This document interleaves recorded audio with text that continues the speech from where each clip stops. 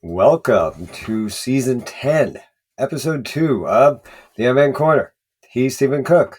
And he's Brad Rothschild. And we are now live on video. Not live, but we're on video.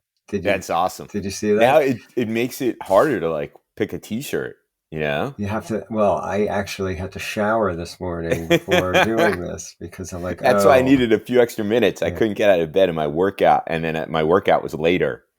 So that's why I was like, oh, dude, I need another 15 minutes. You have to be more presentable now. I showered. That's not always the case. I mean, the first 9 seasons. Well, I right? would say almost I'd never be like, the case. I'm dirty. Who cares? Right. If your hair is not great, who cares? Now you're like, did I shave enough? No, I didn't shave. So we're like 3 years behind the curve on this one. We're ahead of the game on so much, but when it comes to this, we're not. We're ahead of the game on actual content. Right. But content. On how to market the content. But when it comes to the bells and whistles. Right. The marketing of said content is where we've been falling down. I said, there are facsimiles of the Unmanned Corner that have millions and millions of followers. Yeah. Sponsors. People have left their jobs just to do this. And we were the first. Yeah. Well, we were among the first. 10 years ago. But we didn't do video until we made a decision during the hiatus when we had our big powwow in person at Barney Greengrass that we should do this. Right. And, it probably wouldn't take very much to put some clips on TikTok. It really How do you wouldn't. do that, though? You take the video and you edit it until you take little pieces and you just put. That's beyond my competences, however. You know what? It actually, one thing it does require is time and effort. Those are two things, actually, time and effort. So, I mean, it's a good idea, but for now, we're just going to remain just that. I mean, if you teach me how to do a clip, I'll do a clip. Well, it's not very difficult. I don't think it's hard. I've done it. Yeah. I think I've done it. No, you just take the video and you edit. You just chop down into segments that that are more bite-sized. Right. But then somebody would have to go through it and say this 30 seconds of banter right here was good, and that's what we want to talk about, or that's what we want to highlight. And you know what? It's not just one that you would need to do. Right. That's the thing with TikTok. You can't just post once every 6 months. You have to be posting constantly. You got to feed that beast. You got to feed the Chinese Communist Party beast. I mean, do you think that we would get into trouble with the Chinese government by posting some of the stuff? I mean, we don't pick on the Chinese government. No, so we generally not. We talk about good Chinese food. Not a ton, though. I know, but we could. We definitely could. But I have to say, I mean, we reserve most of the nasty things we have to say about the United States. The current government. The current government of the United States of America. And that we can get into trouble for, too. Yes. Coming soon. So I think I mentioned last week, and I think I've mentioned many times before, that RFK Jr. was the absolute worst cabinet pick. Yes, Kristi Noem has the ability to harm lots of people. Pete Hegseth has the ability to harm. They all have the ability to harm lots of people. But RFK Jr.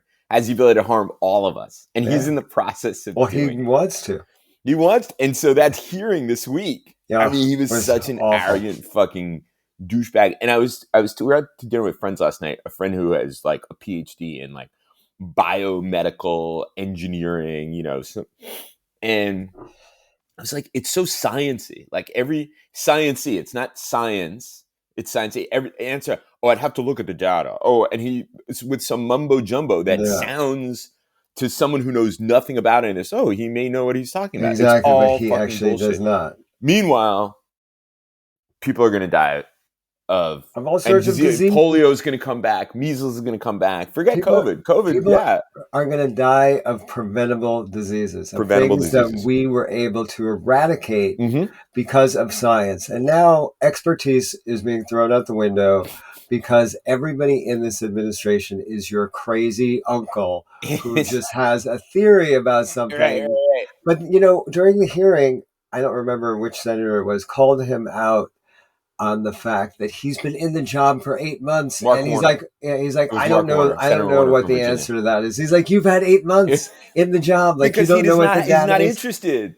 He's not interested in doing the job. Who briefs you? And he named one dude. And then And then they had one of the physicians who resigned from the CDC in that specific area. And he's like, the guy he says who briefed him has no expertise in vaccines, et cetera, et cetera, et cetera.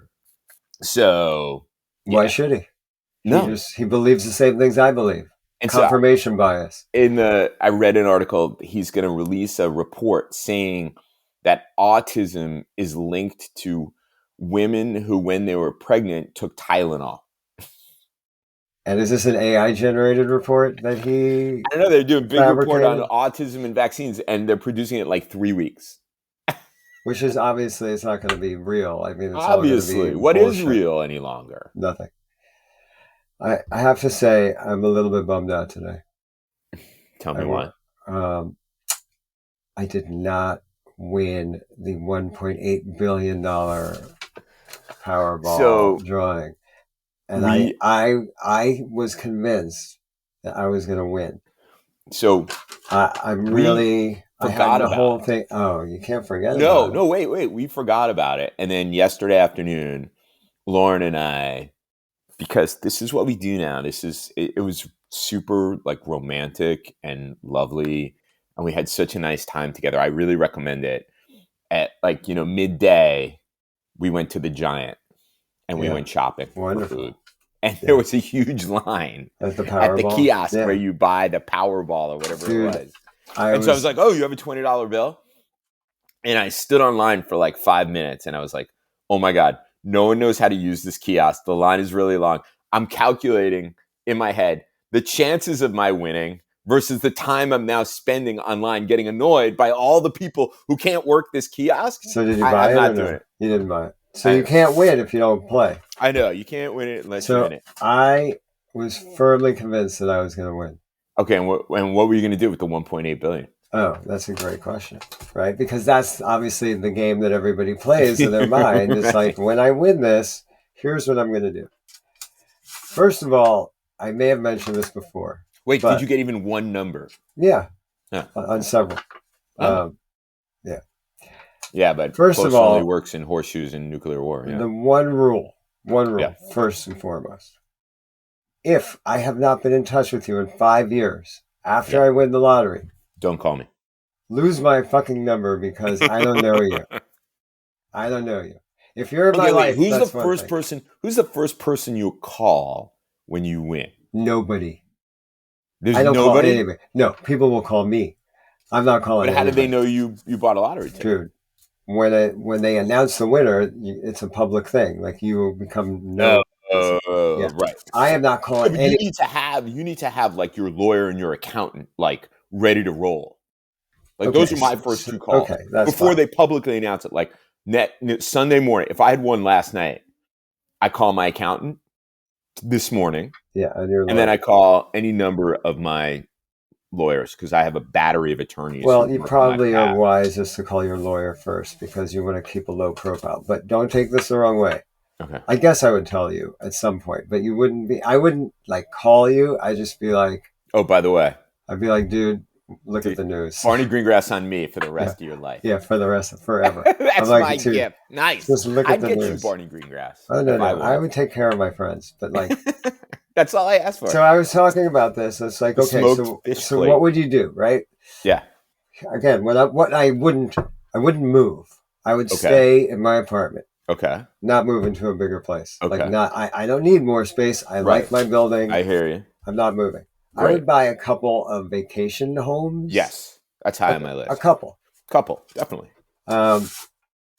And I was talking about this when I bought my ticket because I'm like, what would you do? Obviously you squirrel money away for your dependents. Yes. Like, you make sure that everybody's taken care of. Everybody's set. Right. That's first thing. I take care of Nana. I take care of the kid. The kids first, Nana. Yeah. My sister, the boys, Right. And that's it. And then everybody else is like, get in line. Right. Okay. So I'm like, okay, but again, like, other than like a little bit higher end travel that I would embark on, my life, I wouldn't change very much. And then I was like, okay, here's one thing that I would do. Okay. really good season tickets to the Yankees and the Knicks. Like really good. Yes. Right? Yes. Courtside. Yeah. MSG. For every game. Okay. Yes. And that's kind of it. Would you get a car? That's like the lowest thing on my list. Yeah. No car. Like, no car. What for? Fucking car. Yeah, I got a car. It works fine. Exactly. No, I'm with you on the vacation places. And I'm with you on taking care of everybody who is, close and dear to me. And then I'm with you on the high end travel. Yeah. Because like there's nothing like friction when you're traveling. And I mean just like frictionless having just endured an 8-hour technical delay. Not even that. I'm talking about like you don't need to think about we're staying at like the most luxurious hotel. Right. And it just doesn't even matter. Like you're not even like thinking. When I get an invitation and they're putting me up at the Four Seasons, I'm like, oh, cool, Four Seasons. Not or you're like thinking like, oh my God, when I see the credit card bill for this vacation, I'm gonna fucking cry. Right. You're not gonna cry. Right. Like I'm thinking about, we're thinking about a trip for after Mia graduates from high school, like we did after Maddie graduated from high school. And I'm like, what's my budget? Like, I don't want to have that. About that. You wouldn't think about that. Right. So other than that,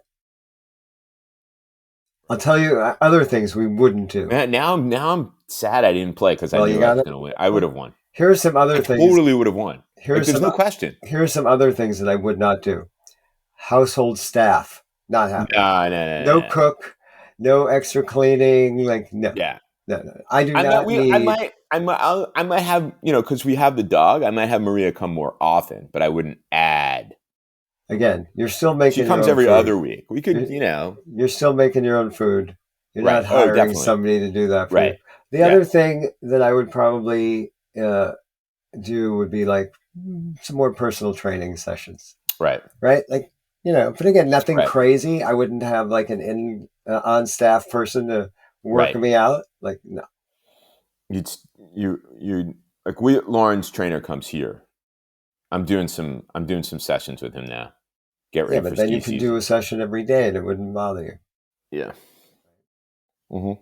So other than that, like I might buy myself a few more pairs of skis.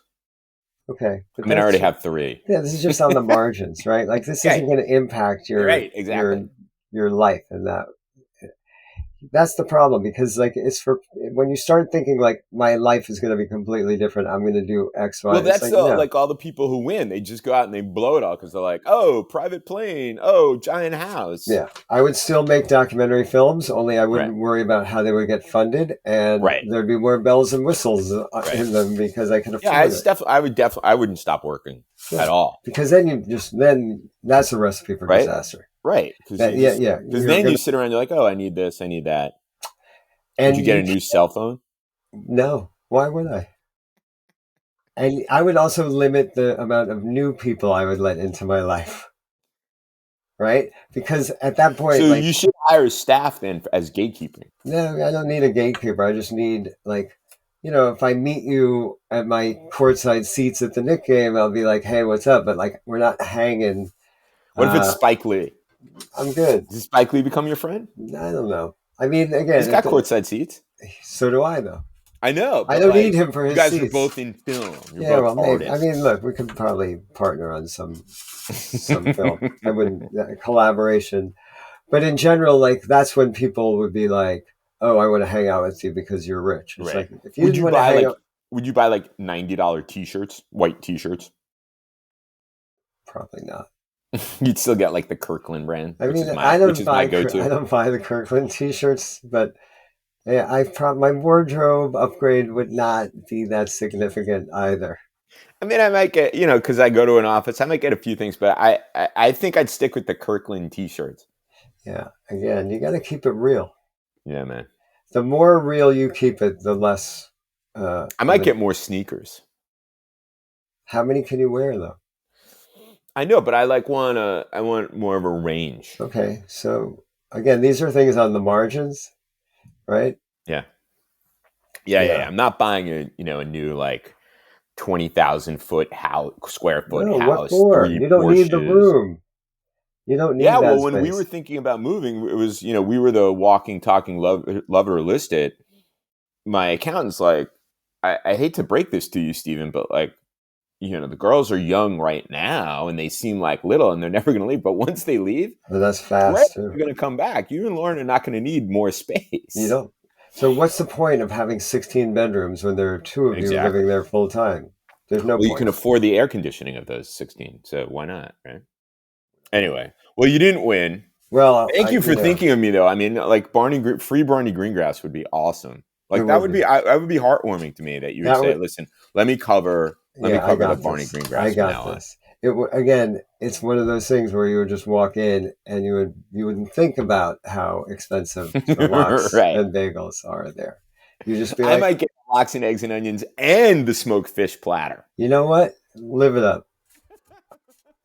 Oh. When they come over, they're like, "Do you want orange juice?" Like, sure. Latkes? Okay.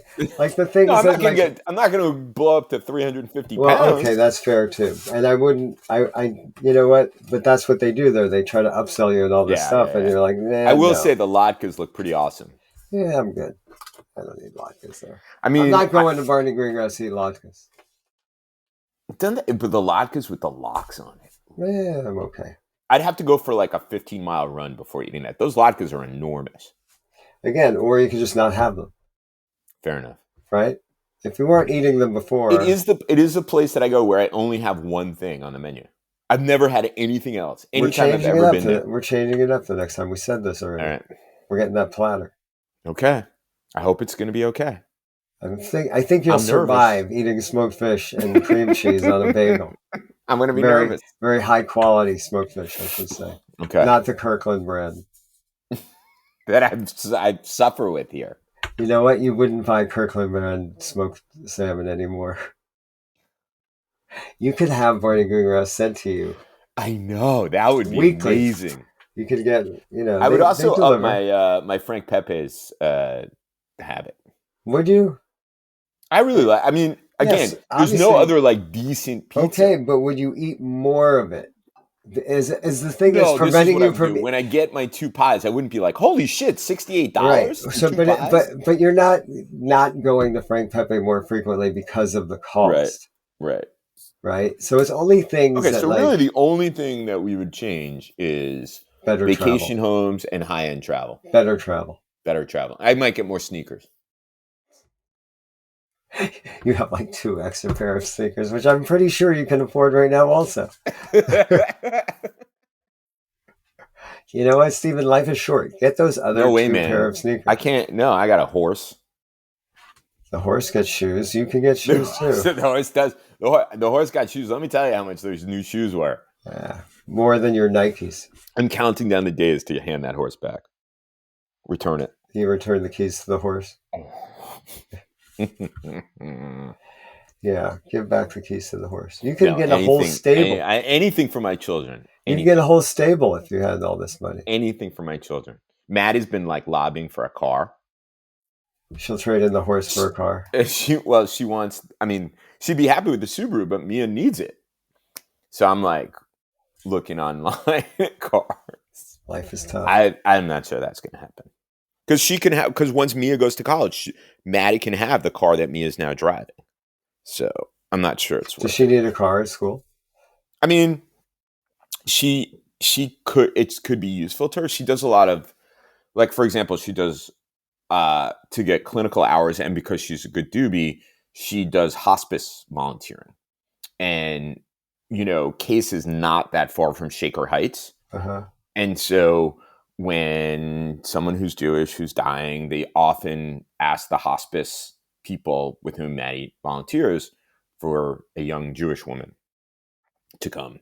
And that's Maddie because there aren't that many others. And so Maddie often Ubers or Lyfts out there. I mean, she could Uber and Lyft every day. It still wouldn't cost what it costs to get to Shaker Heights. It wouldn't cost what I'd pay for your basic Toyota Corolla. So I think she's stuck Ubering and Lyfting until the struggle is real. Next year she can have a car on campus. Oh, she's not allowed one this year? Or? No. She is, but like she'll like she'll be able to drive the car that we currently own. I'm not going to buy. I don't think it's worth it for me to buy a car because she has to go out to Shaker Heights or wherever she needs to go. Well, kind of thing. If you win the Powerball, you can get her a new car. Yeah, if we win the Powerball, I'll buy her whatever car she wants. Whatever car she wants? That's dangerous. Whatever car she wants. My kids, man. Anything they want. Whatever car you want. She doesn't need to be driving a Porsche to but that's hospice. Not Maddie. Maddie would be like super practical and be like, well, anything is fine. Yeah, and everybody's super practical until you win $1.8 billion. Mia, I wouldn't necessarily say whichever car you want. She'd be like, really? Maddie, you tell her whichever car you want. She'll go get like a Hyundai Kona. Yeah. Your budget is $25,000. Go get whatever car you want. That's about how much a Hyundai Kona is. Yeah, that's what I'm telling you, though. Really? Even when you win that money, you gotta keep your kids, keep them honest, right? That way they have a reason to water, right? Yeah, everybody needs a reason to get up in the morning, and it's not just to spend your money. God, I hope it's not just to spend my money because I don't have that much of it. Well, I'm saying when you win the $1.8 billion, like that cannot be your reason for getting up in the morning.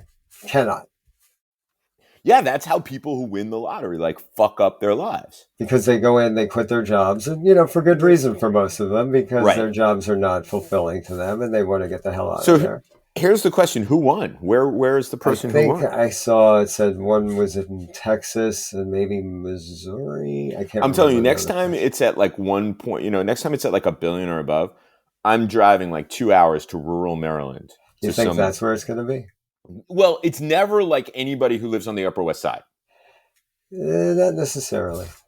I don't know. When was the last time there was a Powerball winner in Manhattan? I mean, that's kind of a question that is impossible to answer because what are the odds of anybody winning Powerball? It's always like somewhere. So you think I should go to Staten Island to get one? What's that? You think in Staten Island the odds are better? No, I don't think it's ever in like major urban. I'm pretty sure that people in like the LA area have won. There's got to be. It's always like Cletus from Tennessee who bought it at the one gas station in the town he lives in or something. Yeah, but since the odds are pretty much the same for you no matter where you live, like you just may as well get one close to home. I'm telling you. You could get the Giant in wherever the fuck Maryland. Rockville, Maryland? In Rockville can also. It's not happening there. Can also do it. Wait, what was the name of it? Was it a Giant that was near my in-laws' house in Kensington? It was either a Giant or a Safeway because that's, forever. That's the only two supermarkets there were in the DC area. I think it was a Giant.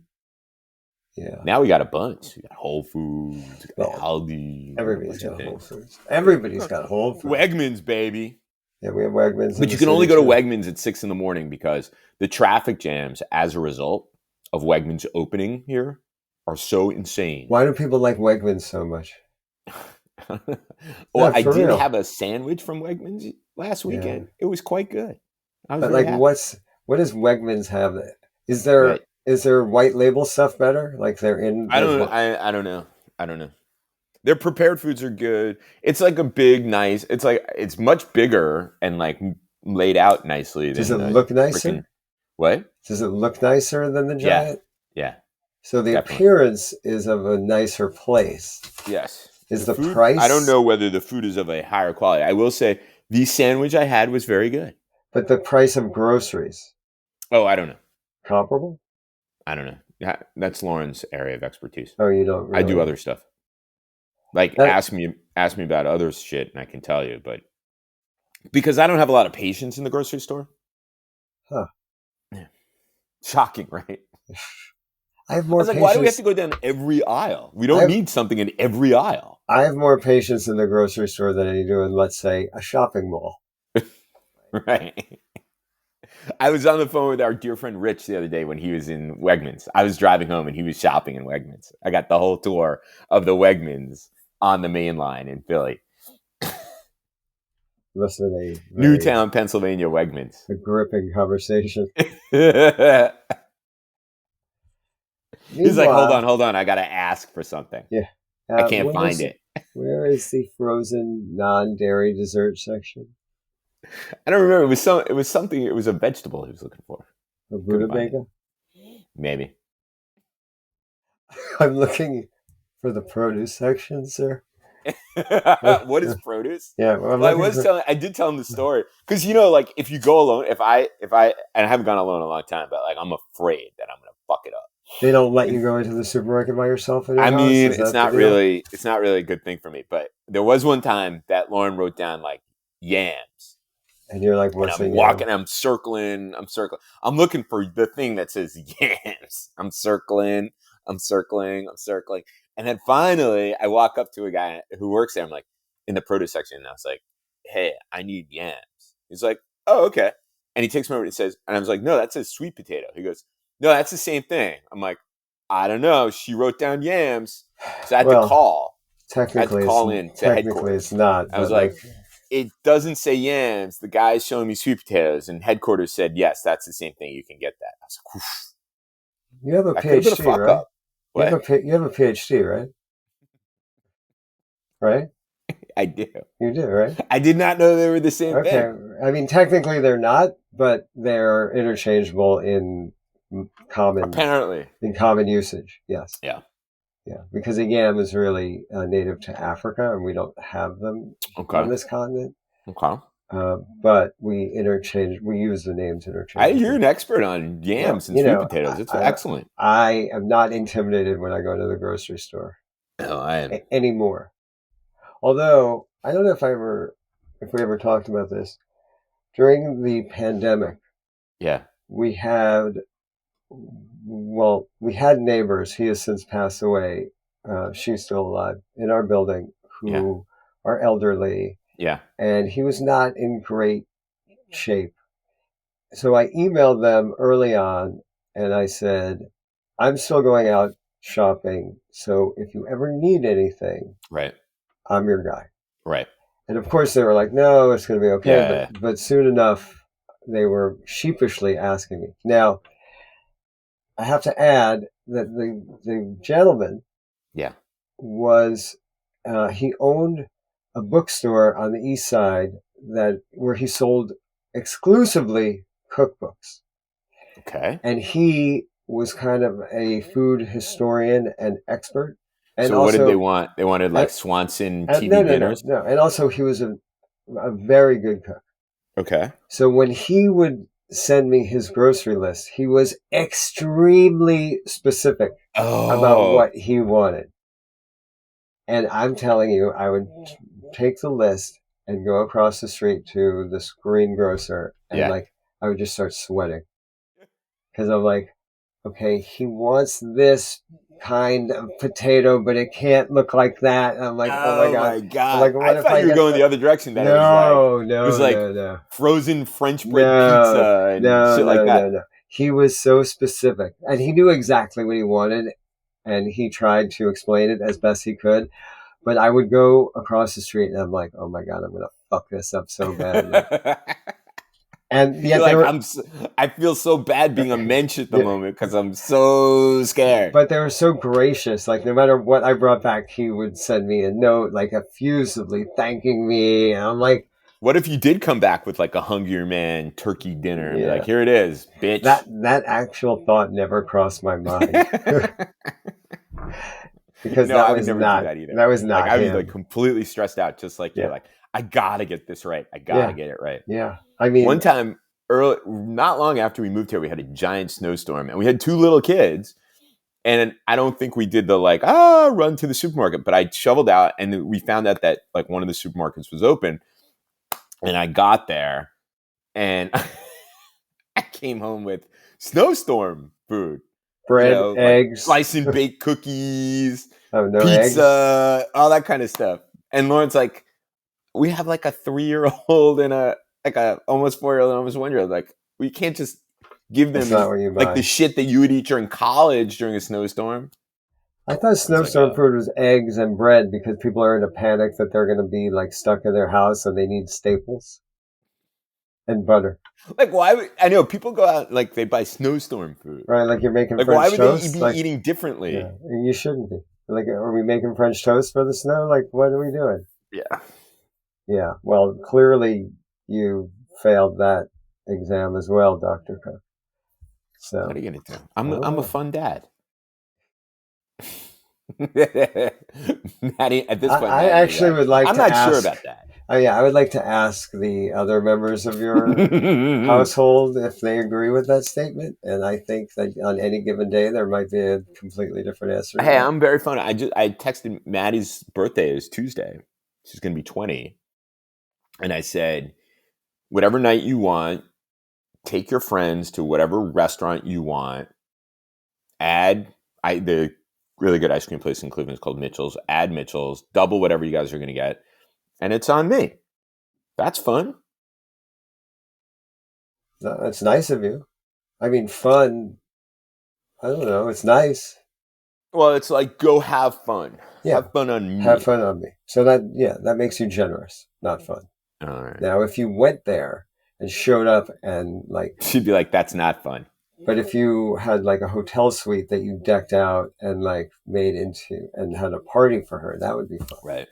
Now, when you win the lottery, you can do that. I can do that. Right. And now that's the thing you probably would do if you won $1.8 billion.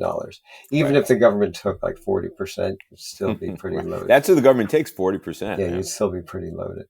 Because it would still be closing in on like, you'd have like $1 billion. And you take it all at once, or you take it monthly? Oh, no. Give me the whole thing. The whole thing, exactly. Big chunk of change. Big. I want it right in my checking account. I don't trust them that they're going to keep paying. Exactly. I don't trust them. Yeah, give me the money. You get X amount per month for 25 years. No, I want it all now. Exactly. How about give it all to me now? I'm going to opt for that, and you won't hear from me again.